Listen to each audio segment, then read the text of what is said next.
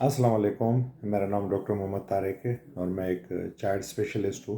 Pakistan institute of medical sciences में काम करता हूँ इस्लामाबाद में। और शाम में इधर प्रीमियम इंटरनेशनल हॉस्पिटल G8 मरकज़ में 4 to 7 डेली OPD क्लिनिक करता हूँ। मेरे जो यूट्यूब चैनल बेसिकली बच्चों की कॉमन कॉमन डिजीज़ के बारे में आगाही फैलाना है।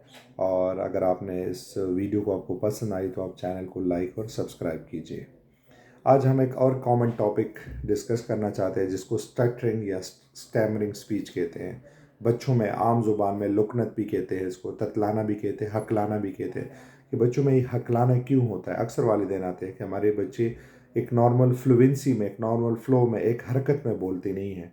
तो इसकी वजूहात क्या है, इसका इलाज क्या हो सकता है और कब इसका इलाज करना चाहिए? तो आज बोलते हैं बेसिकली हकलाना होता है क्या, ये सबसे बड़ा सवाल है। हकलाना ही होता है कि आपके बच्चे जब अल्फाज सीखते हैं, जब उसकी उम्र हो जाती है, स्पेशली जब 2 साल में उसको 2-3 लफ्ज़ वाला जुमला बोलना चाहिए एक बच्चे को 2 साल में, तो उस वक्त ही शुरू हो जाती है। और अक्सर एक बच्चे एक लफ्ज़ पे अटक जाते हैं या एक लफ्ज़ को लंबा कर देते हैं या एक लफ्ज़ को दरमियान में छोड़ के नया लफ्ज़ बोलते हैं जब उस पर अटक जाते हैं।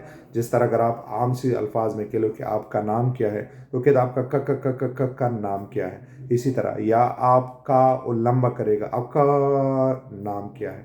और या इसी तरह अगर काफ नहीं बोल सकेगा तो आपके अल्फाज करके का स्किप करेगा, नाम क्या है, वो लफ्ज़ ही बोल छोड़ देगा। तो ये हकलाना हम इसको कहते हैं, स्टैमरिंग स्पीच कहते हैं। एक लफ्ज़ इसी तरह होता है जिसको हम डेवलपमेंटली डिसफ्लुएंसी भी कहते हैं। कि बच्चे जब पहले पहले अल्फाज सीखते हैं, जिस तरह मैंने कहा कि 2 साल की उम्र में वो तकरीबन 2-3 अल्फाज वाला जुमला बोलते हैं, तो उस उम्र में ही बच्चों की अक्सर जब पहले पहले लफ्ज़ सीख रहे होते हैं, उनकी वोकेबलरी उनके लिए बहुत ज़्यादा होती है, दिमाग में नए नए कनेक्शंस बन रहे होते हैं। तो उस वक्त उन बच्चों को ये होता है कि अक्सर वो हर लफ्ज़ सही सीखती नहीं है, थोड़ा सा बार बार बोल लेते हैं, कि अल्फाज को रिपीट कर लेते हैं, बार बार बोलते हैं और अल्फाज सीखते हैं। और वो खुद ब खुद 4 से 6 हफ्तों बाद या महीना 2 महीने में ठीक हो जाता है। तो इसको हम डेवलपमेंटल डिसफ्लुएंसी कहते हैं और वो कोई मसला नहीं, वो खुद ब खुद ठीक हो जाता है। लेकिन जो स्टैमरिंग स्पीच होता है, इसमें ये वाला मसला होता है।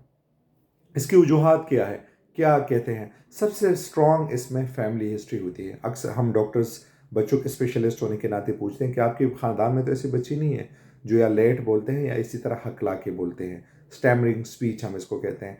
तो ये पूछा जाता है और ये कहा भी जाता है जिस फैमिली में ये हो तो उन बच्चों की अक्सर ये बीमारी लंबी देर तक चलती है, उनको टाइम पे इंटरवीन करना होता है, उनका इलाज करना होता है। तो फैमिली हिस्ट्री बड़ी इंपॉर्टेंट है इस चीज़ में कि आया फैमिली हिस्ट्री है या नहीं है।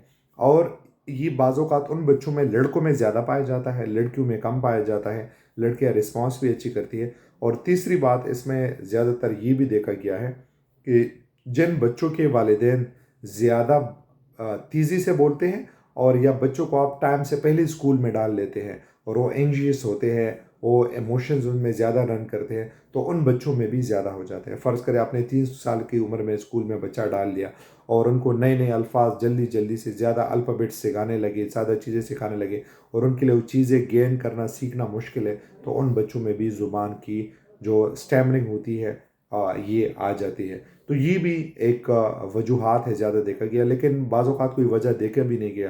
बाज़ औक़ात ये ज़ुबान के साथ होता भी नहीं है। कुछ बच्चों में जो 2 से 5 साल की उम्र नहीं बाद में आ जाता है, हम उसको न्यूरोजेनिक स्टैमरिंग स्पीच कहते हैं। कि बच्चों को कोई फालिज का या बड़े को फालिज का अटैक हो जाता है और उसमें आ जाते हैं।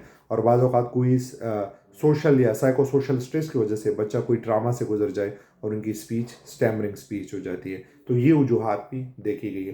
लेकिन सबसे कॉमन फैमिली में देखा गया है। और जब आप टाइम से पहले ही बच्चों को बहुत ज़्यादा ओवरबर्डन करते हो, ज़्यादा चीज़ें उनको सिखाना चाहते हो, उन पर ज़बरदस्ती करना चाहते हो, तो अक्सर उन बच्चों में पेश आ जाता है।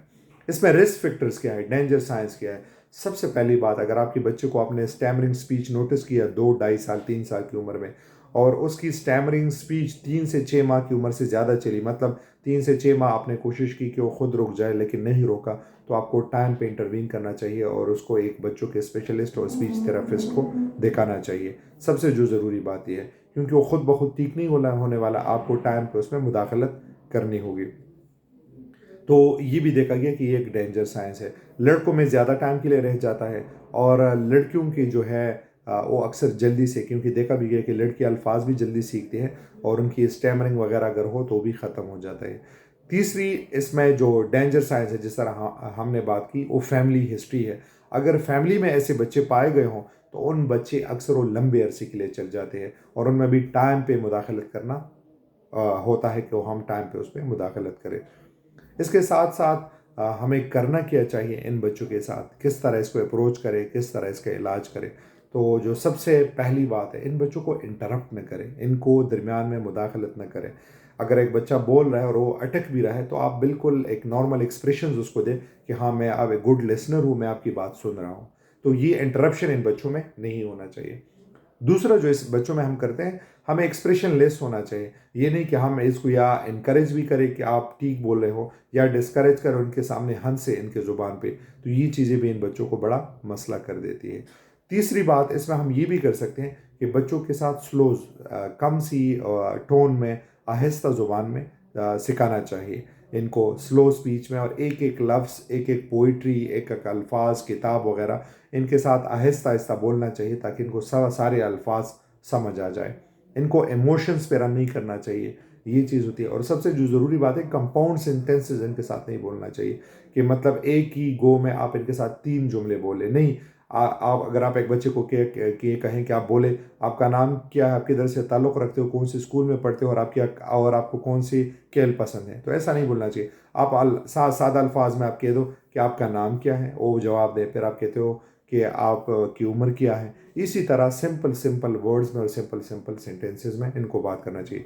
और सबसे ज़रूरी बात, अगर वो फिर भी परसिस्ट करे 3 से 6 मंथ्स तक, तो इन बच्चों की टाइम पे स्पीच थेरेपिस्ट को इन्वॉल्व होना चाहिए ताकि वो स्पीच थेरेपिस्ट को इन्वॉल्व हो सके और स्पीच थेरेपिस्ट ही इनका इलाज कर सके।